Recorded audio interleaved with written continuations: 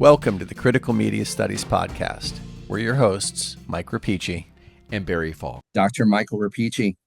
It's Dr. Barry Falk on the line. Indeed, sir. How are you? Operator, get me Dr. Rapici on the line. I'm doing well, Michael. And I won't say full of beans, ready to talk about Heidegger, but I think I see, and we see, judging from our conversation, we see some connections between Martin Heidegger's letter on humanism and his thoughts on thinking that we thought might be relevant to the current moment. Yeah. I think the only argument I would make for being somewhat bean deficient this evening would be that we are, in fact, talking about Heidegger, and this is always sort of... and we have to do that with care. We have to be careful. Want us to do. We have to be care full of care, or sword, or however one pronounces it. Yes. Yeah. Absolutely. But I think there's an interesting connection, and I'm excited to talk about it. Yeah, I am too. And so I'm just going to do a little table setting, and you please supplement and you interrupt as you see fit, as you feel inclined. So we are going to talk about Martin Heidegger's letter on humanism. A word of context in advance before I talk about the context and backgrounds. We are really more accurately, this is not going to be a close reading. God help us all. This is not going to be, what would we do if it were? This is not going to be a close reading analysis bit by bit. Heidegger's letter on humanism. I was ready for 6 episodes on this, Barry. Yeah, that would take a little bit of CMS time. Yeah. But what we are going to do, and what I'm very excited to do, is to use Martin Heidegger's letter on humanism. And I think this is kind of in the Heideggerian spirit as a pretext, a pre-hyphen text, in order to see, You're feeling cute tonight. I don't know, pretentious, cute, however you, anyway. I think we want to use the letter on humanism by Martin Heidegger as a pretext to talk about issues on education. So another sort of pre-comment before we talk about relevant backgrounds and context for Heidegger's letter on humanism. So in other words, this is not going to be a close explication of the text, but we are going to talk about some major foundational ideas that are indeed in the letter on humanism, and they're there and they're important. But we're going to use them to actually not so much talk about Heidegger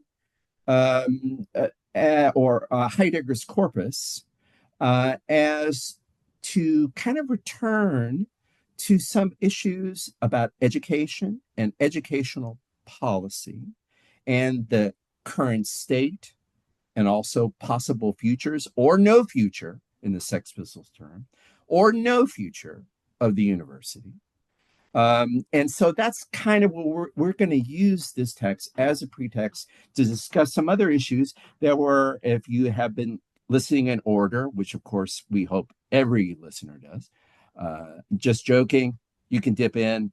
But if you have been listening in sequence, then 2 episodes ago, we were talking about Canadian historian / media theorist, media pioneer, Harold Innis, in his book, his lecture, Minerva's Owl, which was written, and we talked about it as a kind of wartime, post-war time document, although it's published in book form, delivered as a lecture in 1947, published in book form in a path-breaking media study, kind of proto-media studies book by Harold Innis called entitled The Bias of Communication. So in that, Innis ended his lecture on media and civilization and its role in the historical rise and devolution of civilizations. He ended his lecture with a lot of provocative thoughts about the state of education and the role and function of the university at the moment in his post-World War II moment and going forward. And we're going to kind of repurpose Letter on Humanism, and use it to that regard. And one final comment about where this is going on, or where this fits in the context of critical media studies adventures. So last episode, if you've been listening, there's been a gap. We didn't, Innis was not our previous episode, but there was an intervening episode where we posted the question, another essay by Martin Heidegger, kind of in preparation, not kind of, in preparation for ourselves and for listeners, to sort of get us into the Heideggerian groove insofar as that's humanly possible. And we republished our lengthy, I think it was lengthy, right? It was one of when we were in our we've right? never really been the kings of brevity here. But I think that we were, but I think that was it. That was the expanded version. That was like the really expanded version. Maybe I'm wrong on that, but I thought it was over an hour. Oh, they're all over an hour. I hope not. I hope not. I hope I'm wrong on that, but it's from our early days. No, Barry, we managed to do the question concerning technology in 45 minutes and 2 seconds. We were the souls of brevity. We were the kings of brevity. Scratch that. I'm sorry for the self-deprecating remark. Yes. No, I think that it's I don't know that it's going to necessarily be a smooth sequence from Innis to Heidegger with technology to the Letter on Humanism. Though as you're talking, it's funny because I am kind of curious to see where this goes, in the sense that the conversation that we've sort of roughly sketched out looks at, thought, language, contemplation, the role of the university, where are we now? And you've got obviously a very big sort of technological elephant in the room when you talk about education, thinking now. So I don't and intelligence, right? The question of artificial intelligence. Right. So in a weird way, and I don't want to linger here for too long, but in a weird way, the conversation that we had about Innis and I think we did that. What's interesting about it is that episode on question concerning technology is, I think that's very much a pre-GPT, pre-AI discussion that we had. That's 3 years I think old. it was. That's 3 years old. I hadn't thought of that context. So I don't know that that's necessarily going to line up with where we're going. But if you think about those two, and also really the conversation on Turing, and just what was that about a month ago back, or 2 months ago back for Alan Turing? See, this is good podcasting, because I'm ready for none of these questions. But Turing was 4 episodes back. That was episode 87. So I guess my point is, like, I feel like we've sort of been dancing around these ideas, and so I'm kind of hopeful.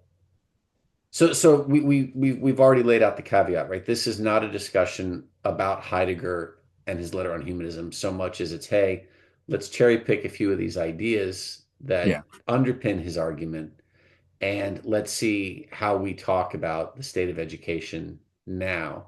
But I think this is a good opportunity to I would not be surprised if we ended up pulling on a lot of recent discussions. And that's a good thing. That's a good thing. So that's an interesting thing. To those of you listening, I guess this is sort of just raising the flag to say, hey, this is not a Heidegger episode. It's not a Heidegger crib. And in fact, try as we may, I don't think there's even a way to build too many connections between this essay. And maybe this might eventually come up, but we're not going into this conversation thinking about building tons of bridges between this episode and our earlier episode on the question concerning technology. But it is Heidegger, and certain things and certain tropes are definitely going to come up again. But in general, we think the context is going to be the issues of education raised. We think the context of this Heidegger discussion It's going to be closer to the context and issues raised in the Harold Innis episodes, and also indirectly in the Alan Turing and some of our AI episodes. Yeah. Interesting to note that, and you had pointed this out earlier, right? That Hmm. this letter on humanism was published at the same time that Innis's Minerva's Owl was Yeah. delivered. So Yeah. these are Yeah. two what two pieces that are issued simultaneously. These are Almost simultaneously. temporally consistent with each Yeah. other. So Yeah, and that is worth knowing. I don't quite know what to make of that yet, but that's something that we should keep in the back of our minds as we talk, and that our listeners should be aware of. Okay, so I said we're not going to do a close reading, and we're not going to do a close reading of Letter on Humanism, but I am going to rely on Wiki to do just a brief preview of the context, because the context is relevant. The immediate post-war context is relevant. And so let me just read, and here I'm just giving full credit to the greatest source ever invented, but I think that it's pretty well fact-checked and pretty accurate. So yes, I'm talking about Wiki. And I'm just going to use this to set the table, and then we're going to be off to the races and talk about the issues in Heidegger that we want to raise. But the occasion for the letter on humanism, it is a letter. And in fact, Wiki answers one of our questions, Michael. You'll remember this. I won't spell it out to readers, but you'll immediately know what I'm talking about when I read you this from Wiki. Letter on Humanism refers to a famous letter written by Martin Heidegger in December 1946 in response to a series of questions by Jean Beaufret about the development of French existentialism. So Heidegger reworked the letter for publication in 47. One of our questions was, how much of this letter was intact? right. So obviously, the questions we had, and the answer to that is there was a core letter that he spent several months, elaborating on. The key questions that Beaufret asks Heidegger are fascinating, but if I am allowed to summarize them, they basically amount to this: the gist of his questioning and I guess the motivation for the questioning, for the post to Heidegger was this: Jean-Paul Sartre was in his Existentialism is a Humanism essay, had been, incredibly popular, successful, all the rage in everywhere, not just in philosophical circles at this particular time. And it was known that Sartre acknowledged Heidegger as a source, and that, in fact, 10 years before, Sartre had visited, and this would have been fairly common knowledge, that he had actually moved and spent some time in Germany to attend, I think, lectures from Edmund Husserl, but certainly lectures from Martin Heidegger. So there was obviously in Beaufret's mind this sense that Heidegger was a source, an important inspiration or source for Sartre's existentialism. And a lot of his questions is, wow, do you like what Martin Heidegger? Hey Martin, hey Mr. Heidegger, Dr. Heidegger, do you so there's this Jean-Paul Sartre guy, and obviously he references you, and you're an existentialist too. Are you doing what he's doing? And that created the explosion, because that created this letter on humanism, because in many, many words, Martin Heidegger explained that, woo, not really. I mean, yeah, I'm interested in existence and existence philosophy. Yeah, in that sense, I am a existential philosopher. But two things. Number one, Sartre's a humanist. I'm trying to get beyond it. Right. And I guess that first point, that bombshell point, is what really occasions the letter and occasions the thoughts that we're going to talk about and elaborate. Because part of the long answer on why Heidegger is not a humanist in the Sartrean sense is there's a very long, complicated, and really interesting, not I don't think long and complicated in a bad way, but he has very complex, very serious reasons for saying that his philosophy, properly understood, is very purposely and concertedly on the outside of humanism, and in being concerned in his concerns with thinking and most of all being that puts you to think thinking and to think about Dasein being seriously. That So necessarily puts you out of a Sartrean ambit and gets you beyond humanism. I That's think kind of the larger context here. I think that's a fantastic introduction to this. I want to linger very briefly because we're going to talk. So this is incredibly dense and difficult. Indeed, And indeed. I think that it's worth a very, very brief moment to tease out the difference between Heidegger as an existentialist and Okay, his issue with humanism. And I'm not going to try and do that. I'm going to ask you a question, which I think will maybe okay, because tease this I out. don't know if I'm prepared to do that, but Oh, I let's see think if so. you I have think a so. good I think question. I guess, Yeah. let me say this. The reason I'm not trying to grab the reins of anything is one, because as I said, I don't like these reins, but two, because I think that you've led us 95% of the way there. I just want to sort Okay, of tease yeah, out one go idea, for it. right? Go for it. As Let's I see if I understand deliver. this, as I understand this, Heidegger's problem with humanism is that, as the title implies, it puts humans at the center in a very sort of human-centric way. And what makes the reading difficult for, I think, I don't know, I'm just gonna say me or people like me, right, is that he For human insists, being, I want to say for human human beings. beings, is that hey, let's listen, we're gonna focus today. We're gonna focus and we're not gonna sorry, get sorry, sidetracked. sorry, Um, sorry. is Finishing the that thought. he Finishing the thought. he insists on the term being, and I think that his insistence on being is that it decenters humans. And Beautiful. we had talked That's about really this. important right there. I It mean, is, it just is. what you And said.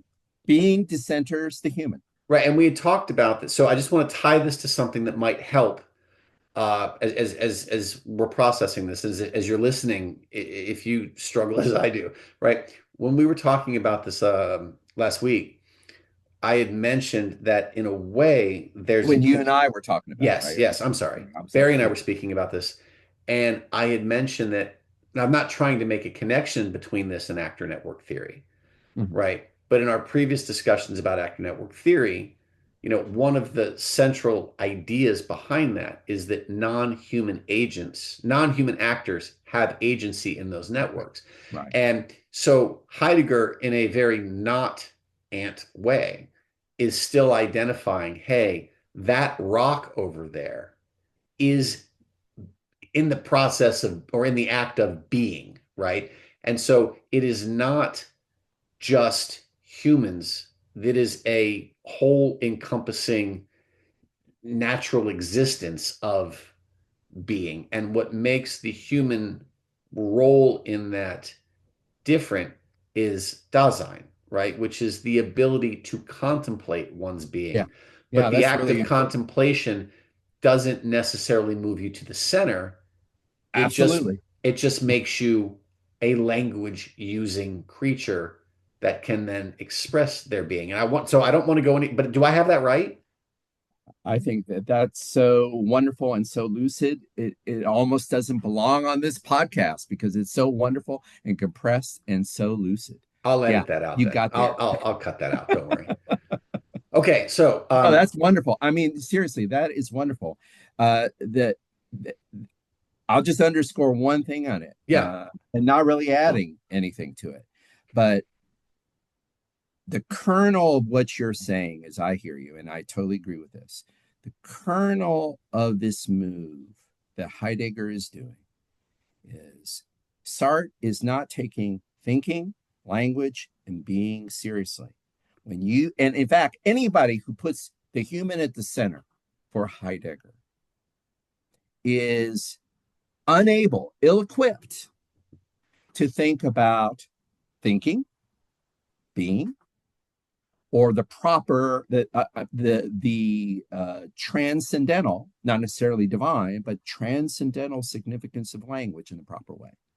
So this gesture outside of humanism is never going to get you to a better humanism. And this might be another way of thinking about another way of thinking about Sartre.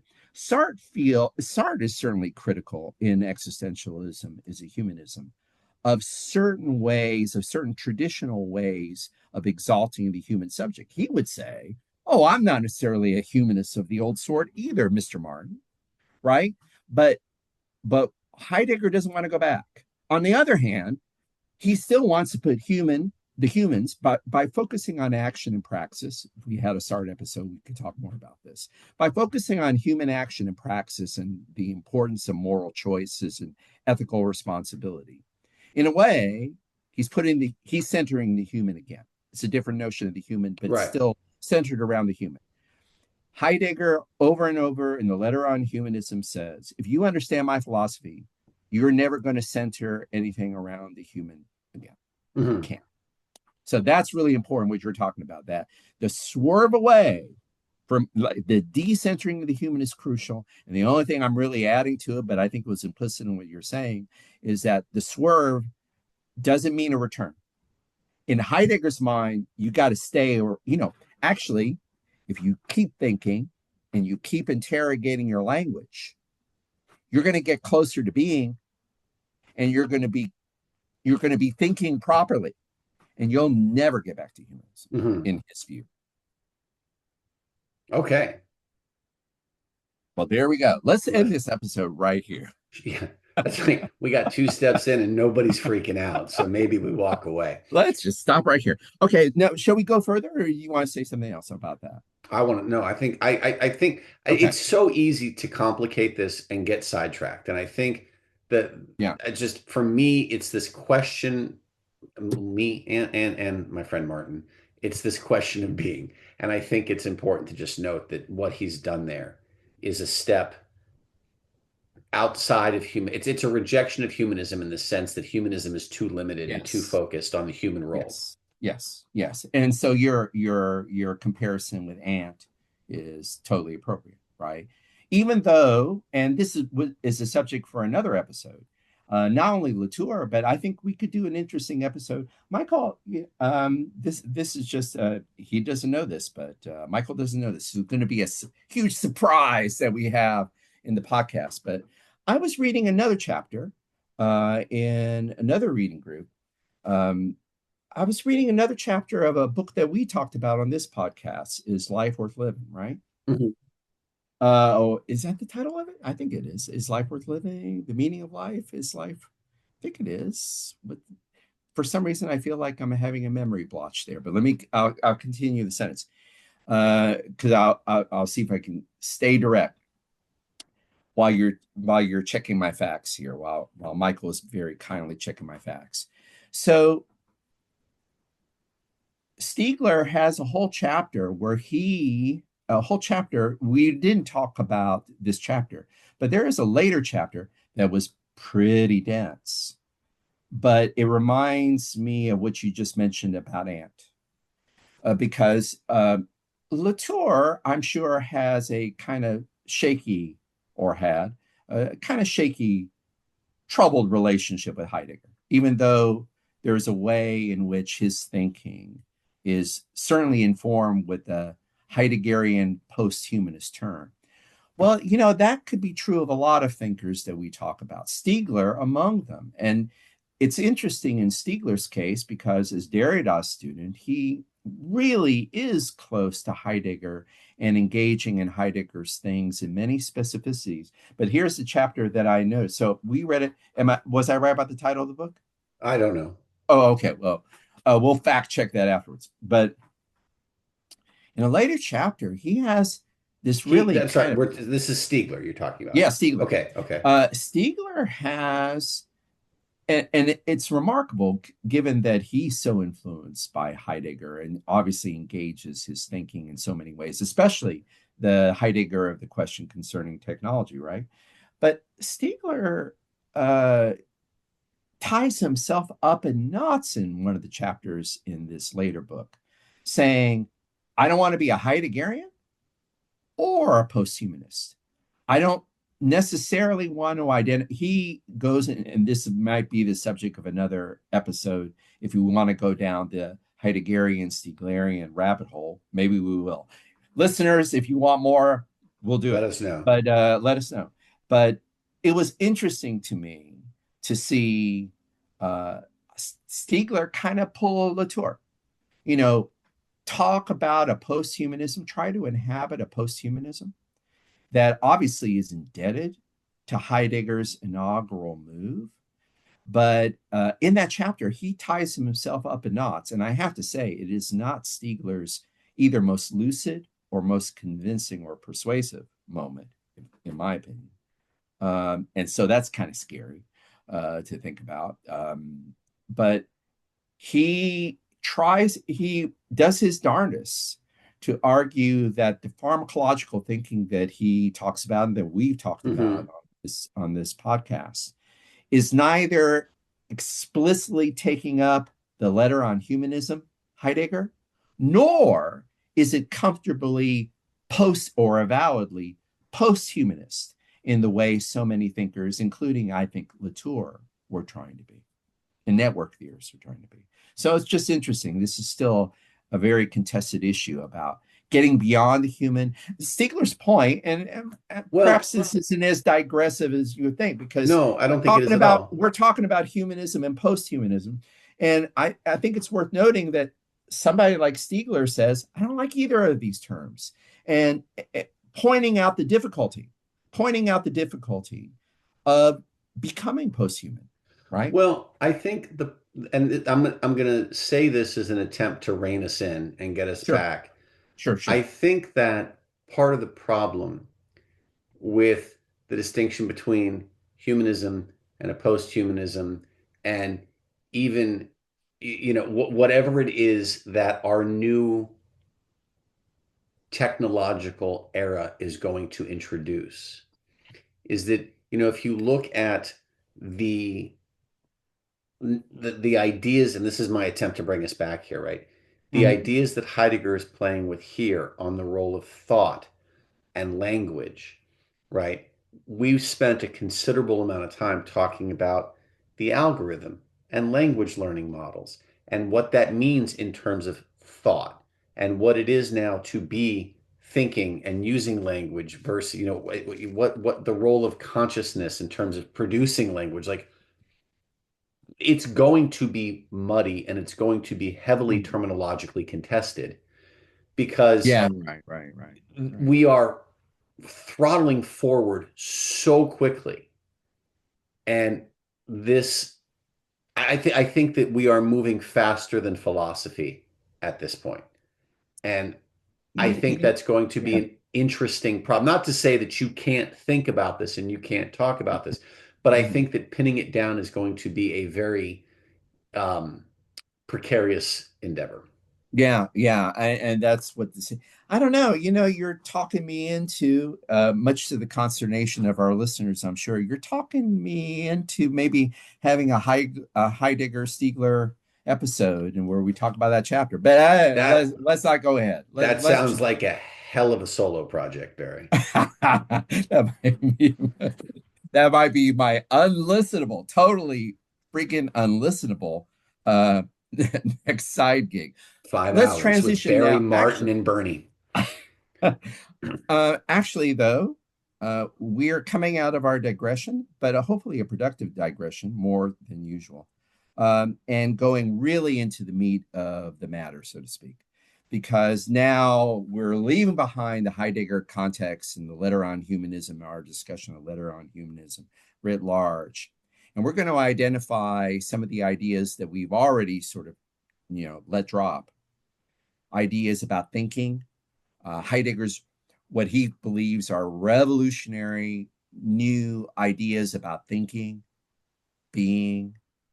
And after we talk about, we're going to talk through that. Now we're going to pivot, in other words, to our Martin Heidegger, the Martin Heidegger that we're using, the portions from this essay, essay letter that we're using in order to talk about the university. So now we're going to Heidegger, but with the purpose of moving on eventually, shortly, to a discussion of the current state of thinking and how that relates to the university. Sound good? Sound fair? Absolutely. Okay. So we're going to do this by looking at one passage. If we have time, maybe we'll look at two before we get to the end of the essay, where we have a lot of jumping off points, a lot of launch pads to a discussion, we think, of the university. But we'll see how it goes. Let's work through this passage here. If you have the wonderful edition, and I think you should have this wonderful edition, dear listeners, wherever you are, it's still a great edition. It's trying to find. It's the David Barry's flipping Martin through. Heidegger's Basic Writings, From Being in Time to the Task of Thinking, and it's by David Farrell Krell. We'll throw the citation for it in the notes. So it's a good edition. So I mentioned that because if you do have that edition, this page number will be handy, and I'll give page numbers. Yep. Yeah. So 236. So this is one of the interesting places, or one of the, I think, productive places where existentialism. It ain't a humanism in my book. Thank you, Jean. Come on. And primarily the reason that is because my existentialism thinks about thinking and being in a completely different way. Now, in this paragraph I'm about to read, and Dr. Rapici is going to help me, Klaus, we get something of an idea. Heidegger gives us, is trying to be helpful. And he's trying to give us a lot of clues about the nature of true thinking as he conceives it. So I'll read the passage on 236. The answer is that such thinking that he wants to do is neither theoretical nor practical. It comes to pass, this thinking happens, that's how that means. It comes to pass before this distinction, dare I say, the humanistic distinction or human-centered distinction between the theoretical and the practical. Continuing with Heidegger. Such thinking is, insofar as it is, a recollection of being and nothing else. So typical move, let's mention this, typical move, he wants to think of thinking as always being not in the shadow of the human, but in the shadow and under the auspices of being with a capital B. Right. And shall I go further? Or do you want I think me to read so. Yeah, because otherwise, I go a little bit further, and then we can stop and talk a second. Yeah. Belonging to being, because thrown by being into the preservation of its truth. I'm sorry, Michael. Let me start again. No, you're right. But belonging to being, because thrown by being into the preservation of its truth and claimed for such preservation, it thinks being. So the human, dare I say it? The human is thinking being, but the human's in it. Isn't that the it? Yes. So I understand this. Let's take a second, because this is crazy if you're not reading this. Sure. He's saying essentially here that the thinking that he's talking about is neither theoretical nor practical. It doesn't have an end or an application or a purpose. It is not human-centered being. I kind of think of this as a meditation, right? Where you simply are, to invoke Stiegler in a way, right? This is almost noesis. It is outside. It Absolutely. is just thought. So such thinking is insofar as it's a recollection of being and nothing else. That you are literally just pondering existence, as it were, not applying it, just sort of sitting in this notion of existing. Belonging to being, because because thrown by being into the preservation of its truth and claimed for its preservation. I think he's basically there just trying to argue that thrown into being is essentially like, what is that? Birth? Like you are brought forth, essentially? Thrownness into existence is a big category for Heidegger in his general elsewhere in his philosophy. But right, I think and that would itself be another whole episode, but we don't need to go there because I think you hit all the relevant points here. We're talking about a thinking that, we're getting back to your main point, a thinking that decenters, does not preserve, does not reestablish. It takes its lead, it happens in the space, some space that's closer to being than to the merely human subject. Right. So I Right? think maybe this is probably going to upset somebody somewhere, but I think that what he's really doing here is he is couching thinking Yes. about being as a non in the form that he wants us to do it, as a Yes. non-human centered endeavor. Indeed. This is not thought about. This is more sort Very of good. That's great. That's a great distinction. This is not thought about for this purpose, thought about or thought for this purpose. right. It is Right? simply almost an awareness of Better, being. better. Yeah, good. All good. And in fact, let me read the last two Yep, sentences of yep, the yep. paragraph and allow me a comment. I want to read the last two sentences in the paragraph because I think it's exactly what you're saying. Its material relevance, I think he's thinking about thinking, its historical material relevance is essentially higher than the validity of the sciences because this thinking is freer. What makes it freer?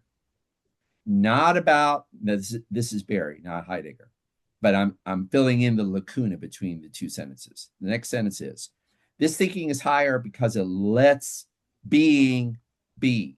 The Mm-hmm. lacuna in there, I think, is by decentering the human, by absenting or bracketing off the human.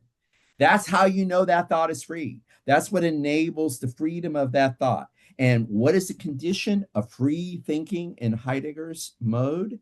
Uh, this thinking lets being Be. be, This is, in right? other words, a expression of his distinction between humanism and existentialism. This is that move Absolutely. out. Absolutely.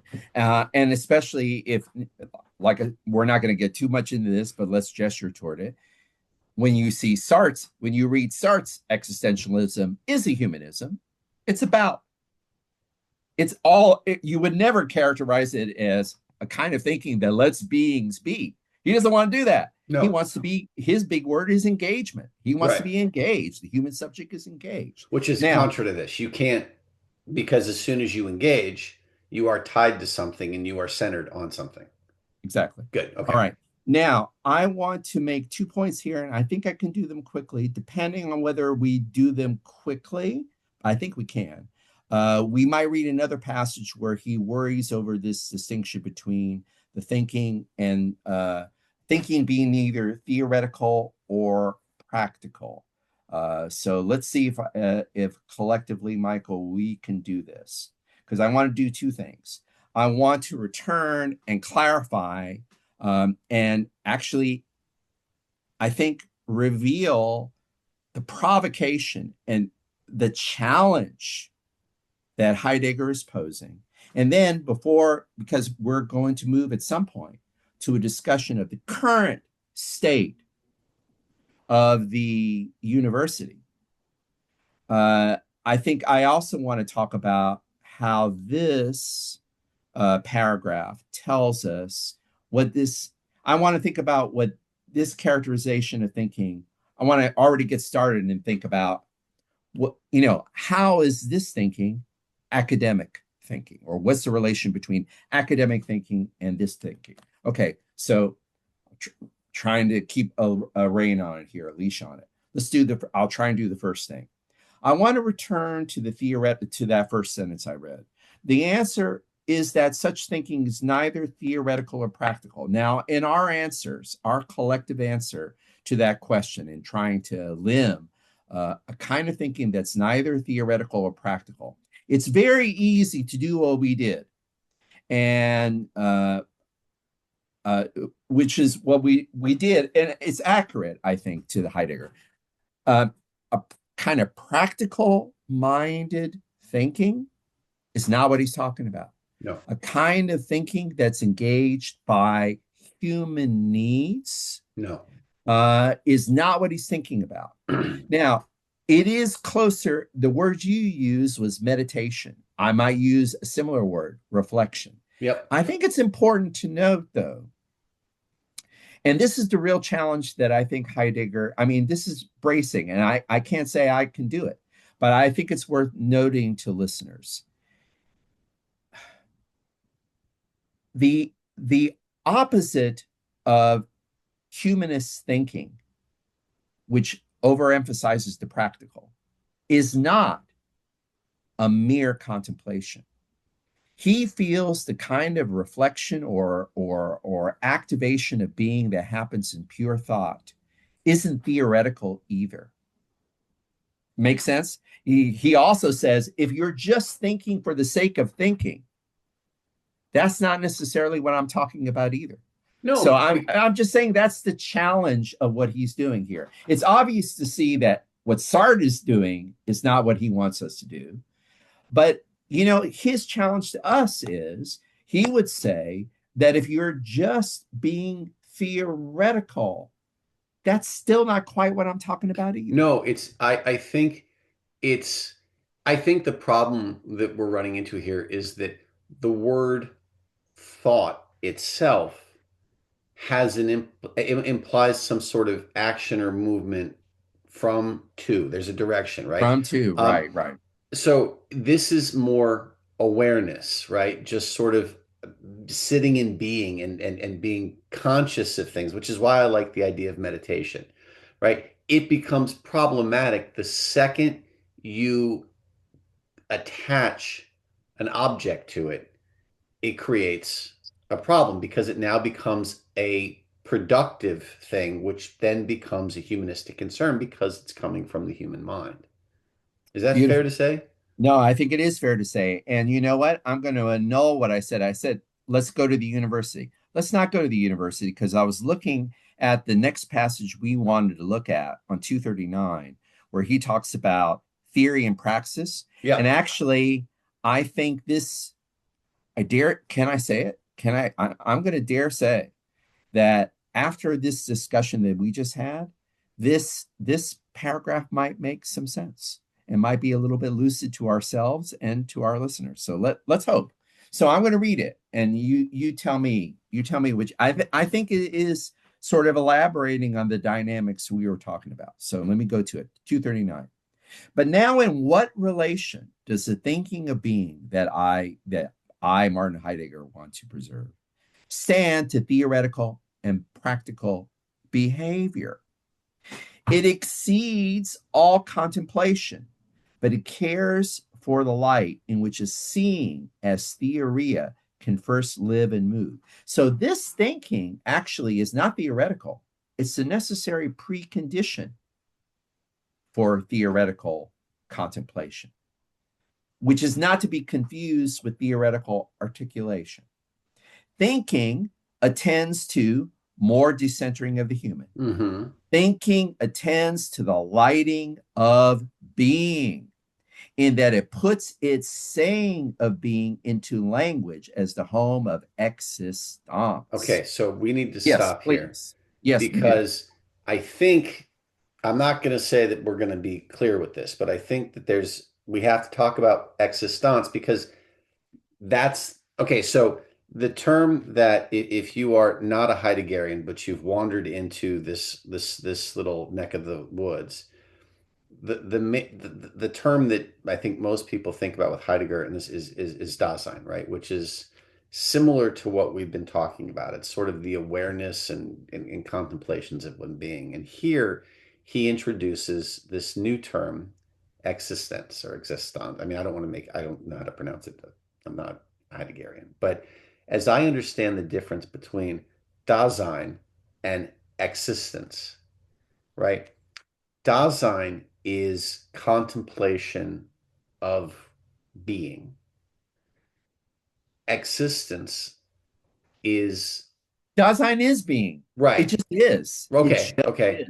Right? It just is. Existence is sort of a contextual being then.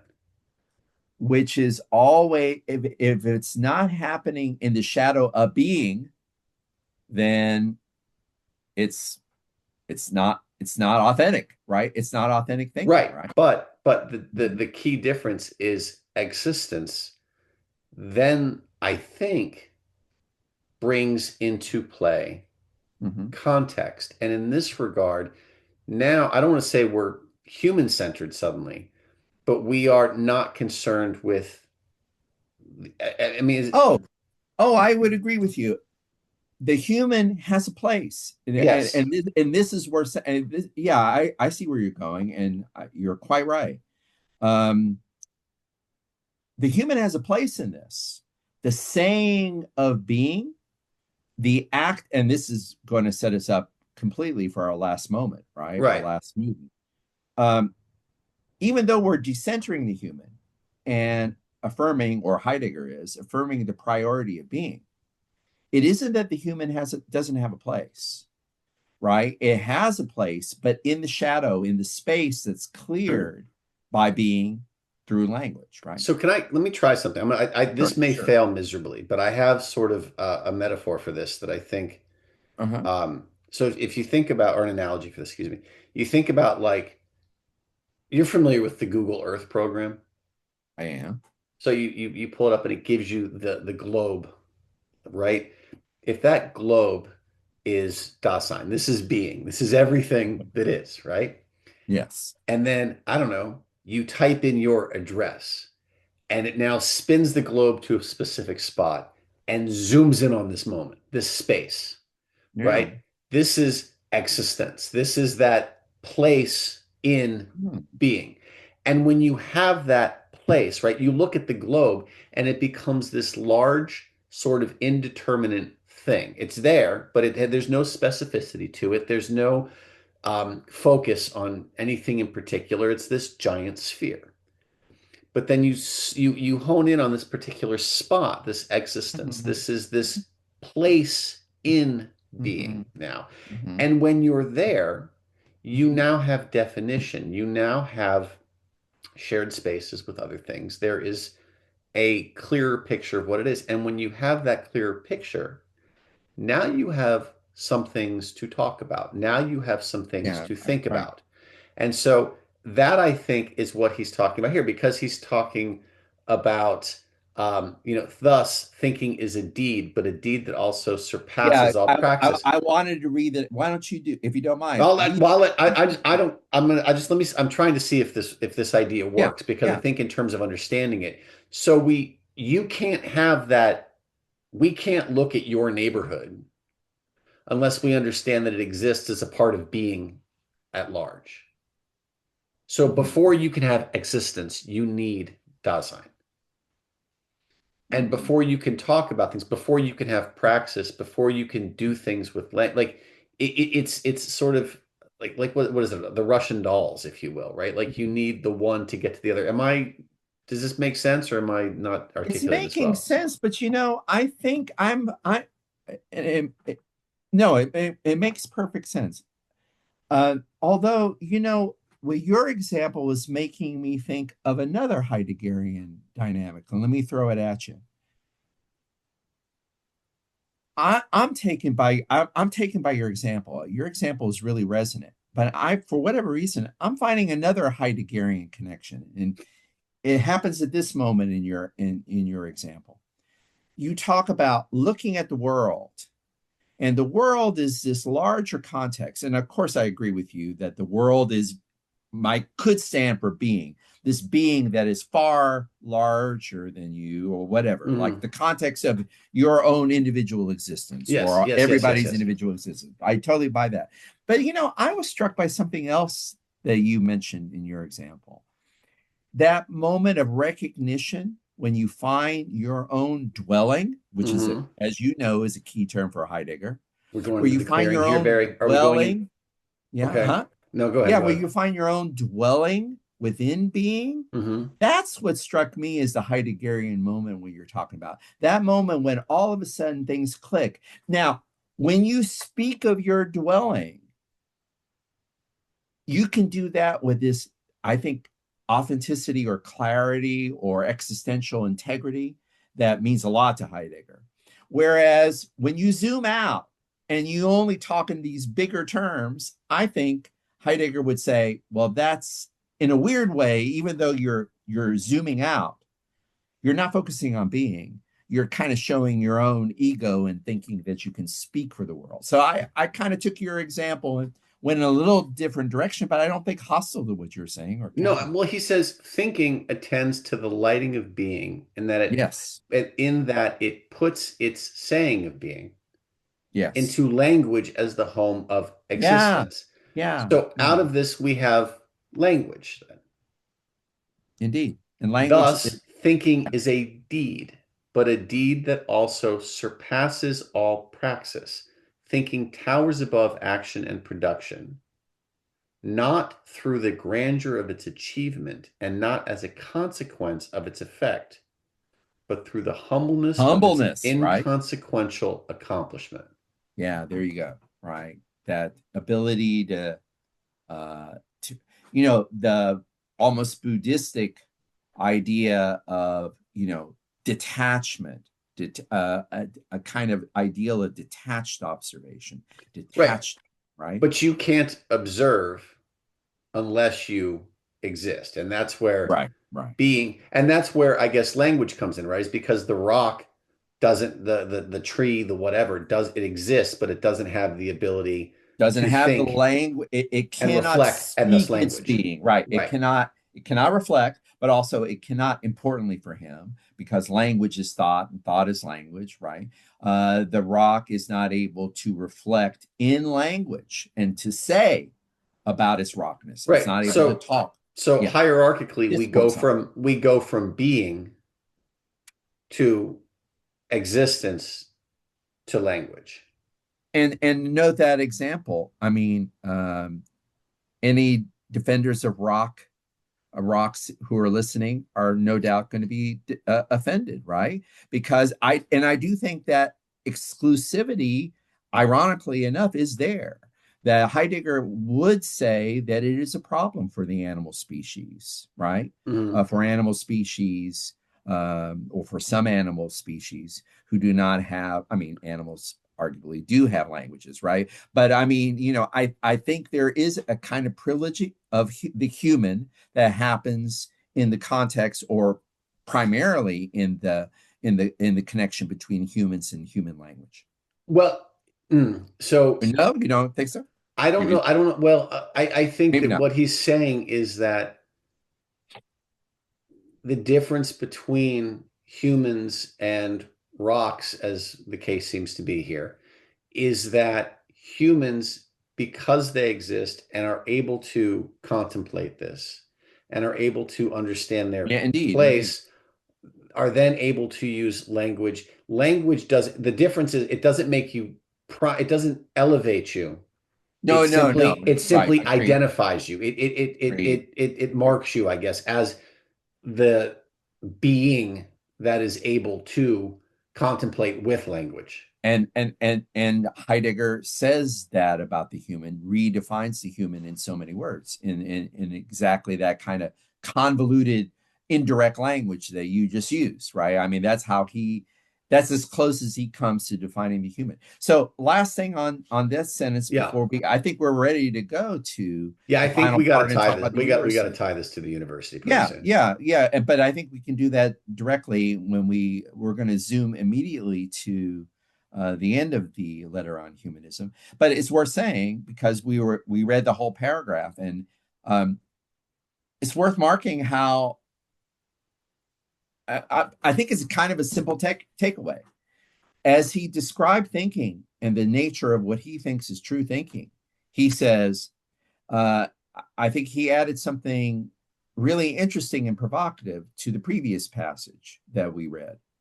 And here's what it was. Before he said, this thinking is neither merely theory or practical reason.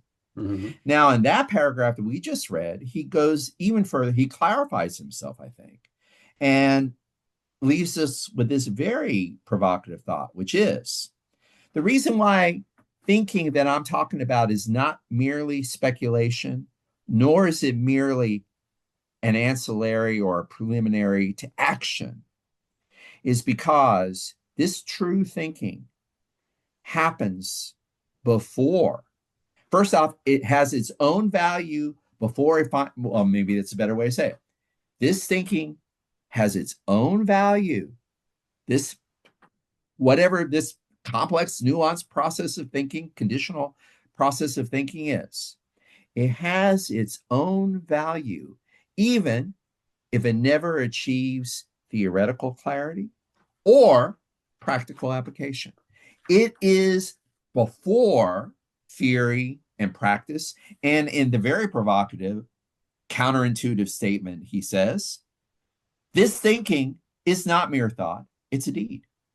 Yes, and I think that's an important distinction. No, it exists outside of the desire or the need to do something. So, yes, I like that.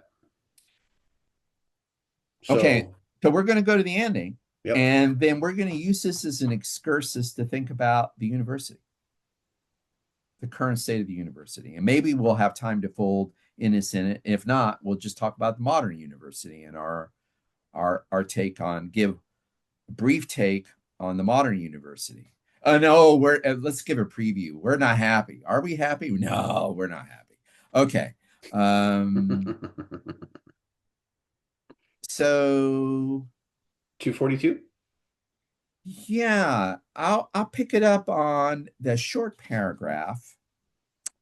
I'll pick it up on the short paragraph or the first sentence of the. I'm going to read the two last paragraphs, which begins on page 241 and continues on 242. Okay, if you're following along at home and playing online, playing at home. It is time to break the habit. Okay, so this is the place in the letter in Humanism where Heidegger himself is thinking. And it's worth noting that Heidegger had this point. It's after the war. He's controversial, put it mildly. After a brief and very controversial and pretty effed up time trying to reconcile his idea of the university with the Nazis. The Nazis basically say, the Nazi regime said, Martin, this isn't going to work. And so really, he's writing this letter to Beaufray, he's been in kind of disgrace or a minor figure in the German university, let alone the European in the eyes of Europe. He's kind of in a lower position in the university, even now, right? Or even in Germany.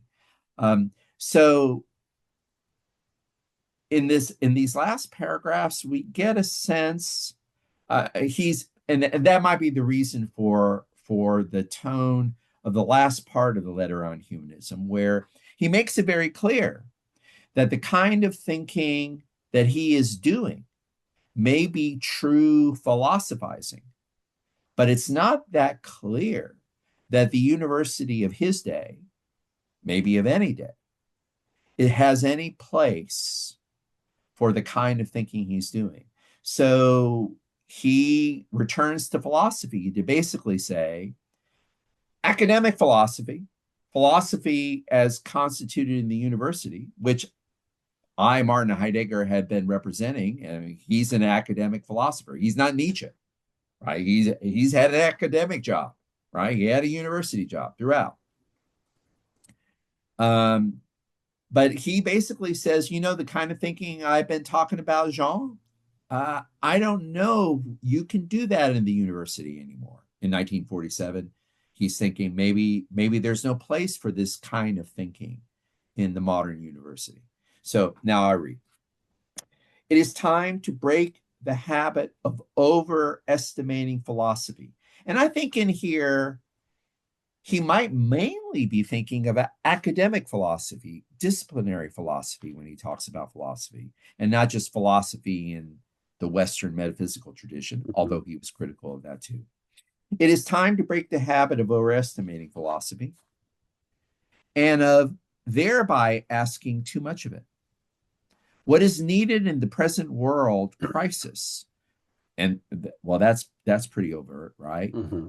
The war is over, but we're still in a world crisis. Absolutely. So that's very much like Ennis, right? It's a post-war moment, but the post-war, I mean, there's still a crisis going on.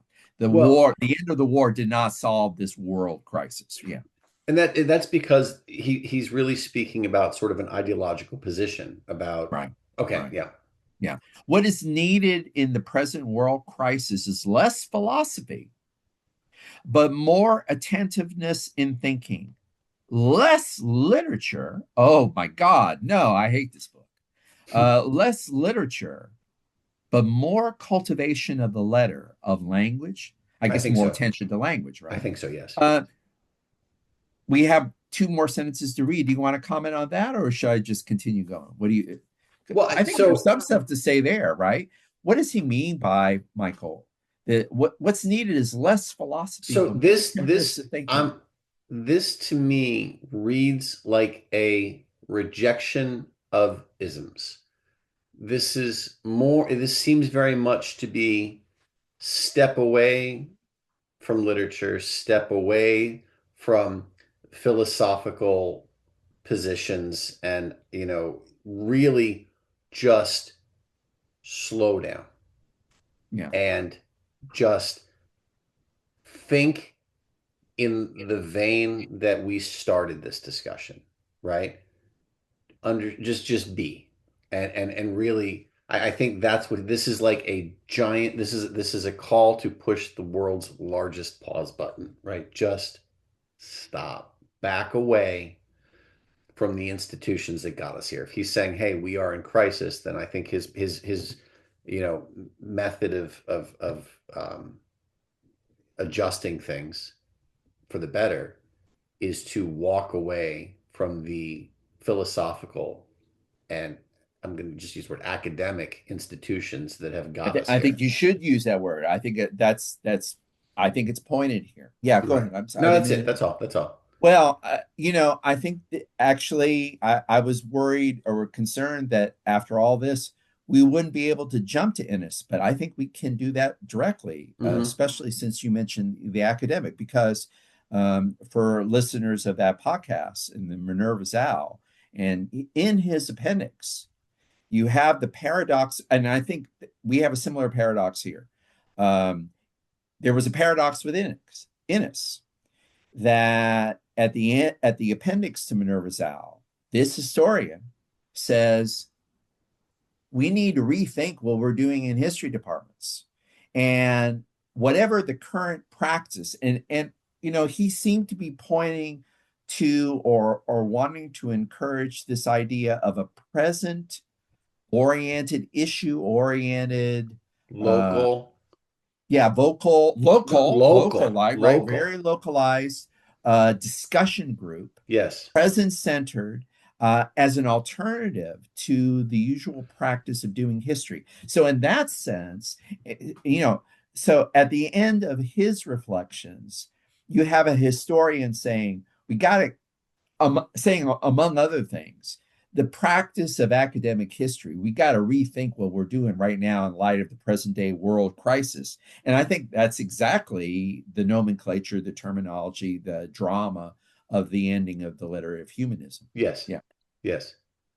I think, yes, I don't want, let's focus here. I think that the argument is that Innes is making is that we need to be more thoughtful about our situation. We can't, Indeed. right? And that's very much, I mean, he's not talking about being or an individual, existence in Heidegger's terms, but it's very much a pulling in. It is a turning away from the larger institutional, as I said, isms. This is more to bring it back to immediate concern, which I think lies parallel to Heidegger's concern that we slow down and be thoughtful about being. Right. So keep going. I think we're at the end after I read this, right? This Yep. is the other place where we felt there is a contemporary resonance to these reflections. And correct me if I'm wrong before I read the last two sentences. I think what we're saying here is that I'm simplifying, but among the things I think both Heidegger and Innes are kind of pointing toward is that in order to do history right, in Innes's case, right, to be properly historical, right, as opposed, you have to to a certain extent, be extraterritorial to academic learning, extraterritorial to your disciplinary position.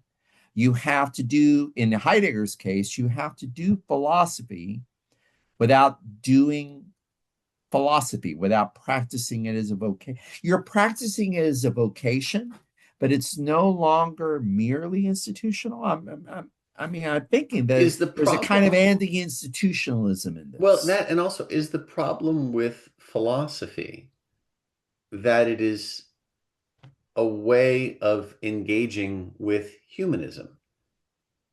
Yes. And that because of its practice orientation, right? Yes, Because of its practical orientation. Yes, and what Heidegger wants us to do here, ready, is not that, right? Not that. Like, we don't need practicality. We don't need praxis.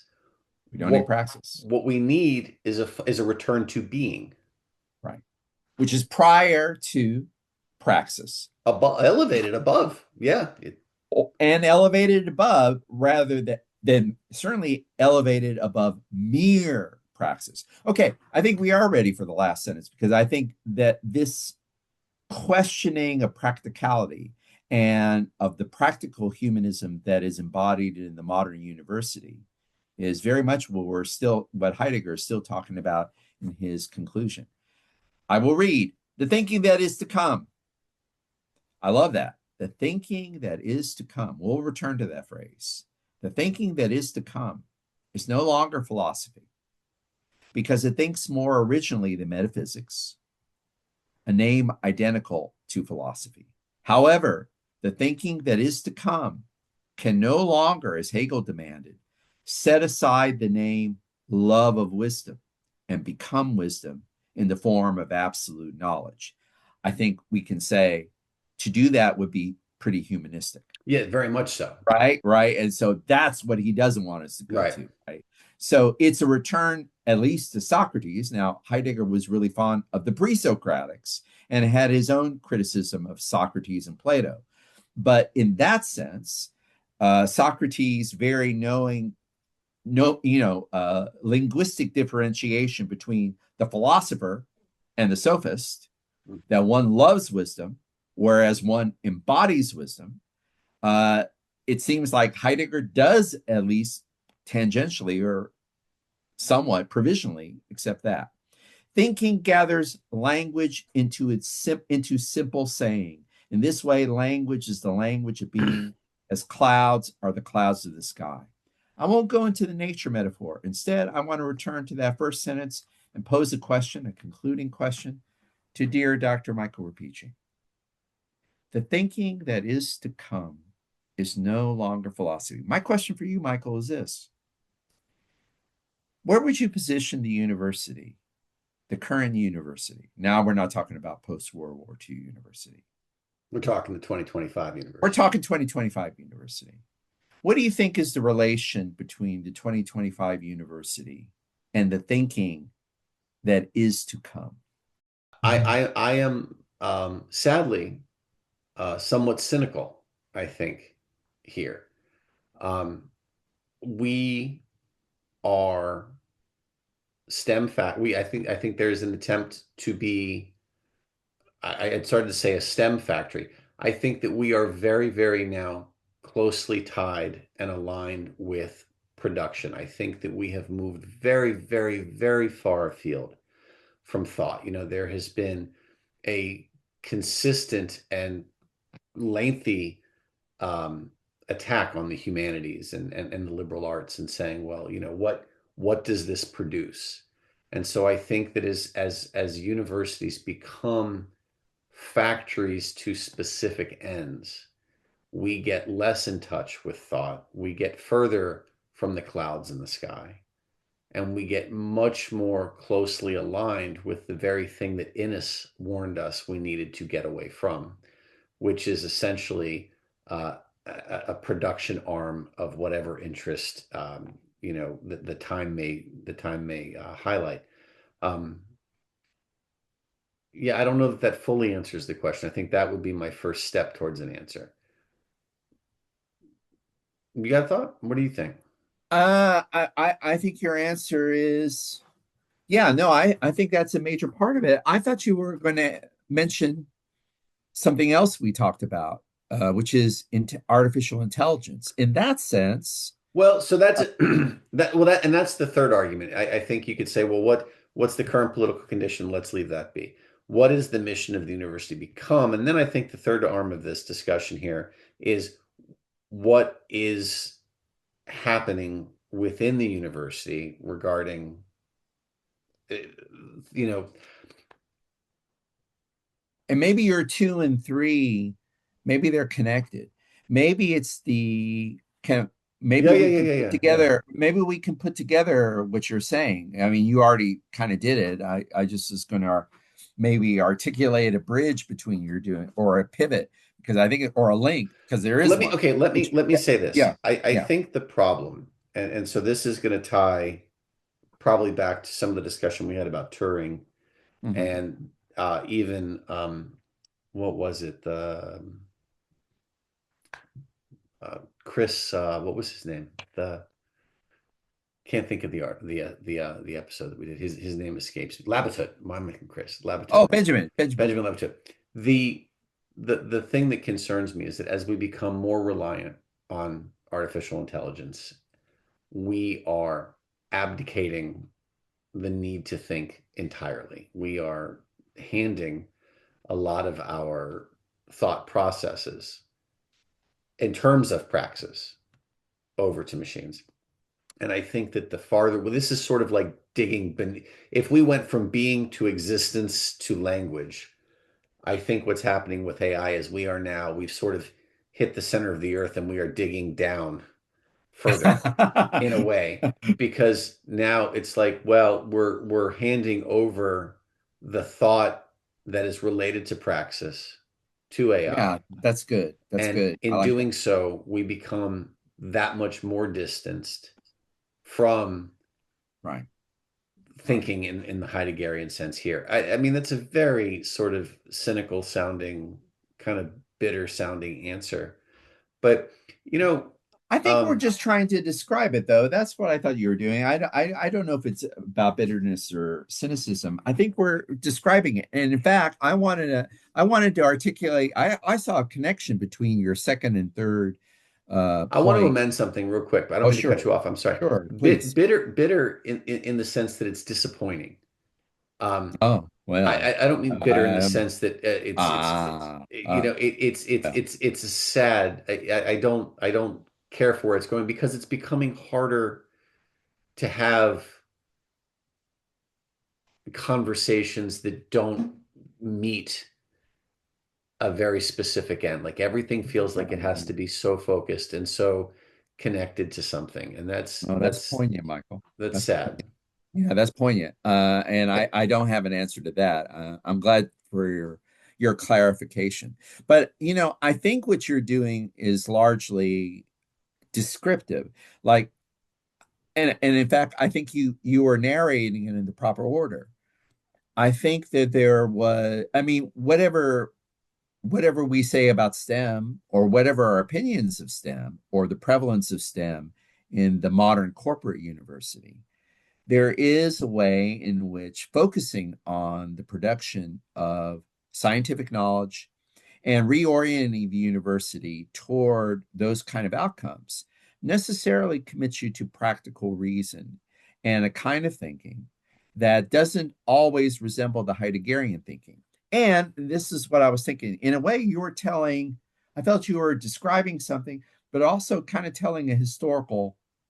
giving us a historical narrative, because I think it's within the context of that university that you were describing, the STEM-centered university, that it makes it possible for the STEM, in the STEM-centered university, where there is this diminished idea of what liberal arts and the arts do. I think it's kind of very easy and almost second nature, almost unreflective to say artificial intelligence is the thought of the future, because it is the best and most efficient way to achieve the goals that we have defined as being solely practical goals, monetary goals, production-oriented goals. I agree 100%, but I guess the problem I have, again, I'm sloppy. Heidegger would reprimand me. I'm not being very careful with my language here. Careful. The concern, right, is that through that lens and through that philosophical perspective, if you will, we're privileging efficiency. We're privileging production. We are, to go back to Heidegger's question concerning technology, we are privileging domination and we are privileging mastery. And in doing so, we're shaping language towards those ends. And as we drift into that perspective, as that perspective gains dominance, right, it becomes that much harder to access language, which brings us back to that. Well put. And you know what you just did? It's a great moment to end, because you did what I didn't think was possible. You just found the connection to the question concerning technology, because you remember that at the heart of the question concerning technology, Heidegger says there's always been techniques. There's always been that. And right now, techniques means what Jacques Ellul means, this overwhelming mode of rationality, that's all about dominating the human world and the natural. But technics is also the word for poems, for poetry, right? Poesis. That's a name for what the poet does. So what's wrong is not technology. What's wrong is how we're conceptualizing, how we're thinking about the being of technology. And so to tie that back, right? And that's why the thinking that's to come, if Heidegger has his way, right, is not philosophy. It has to get us away from that. Good there we place go. This was not brief, but this was interesting. We hope it was interesting. If you have thoughts about talking about Siegler and Heidegger, stop us. No, but I will say this: I'm very bad at it, but I do get to the emails, and I do share them with Barry, and we do appreciate them, and the commentary as well. This sort of turned into the Heidegger episode that is really everybody who's talked about algorithms or AI or the universe. This was a big one. Yeah. All right. Well, again, we welcome your thoughts, welcome the feedback, and until next time, Barry, I guess we'll talk later. Talk later, Michael. Thanks again. Take care. Thank you. Thanks for listening to the Critical Media Studies podcast. To find out more about the show, check out our webpage at criticalmediastudiespodcast.com.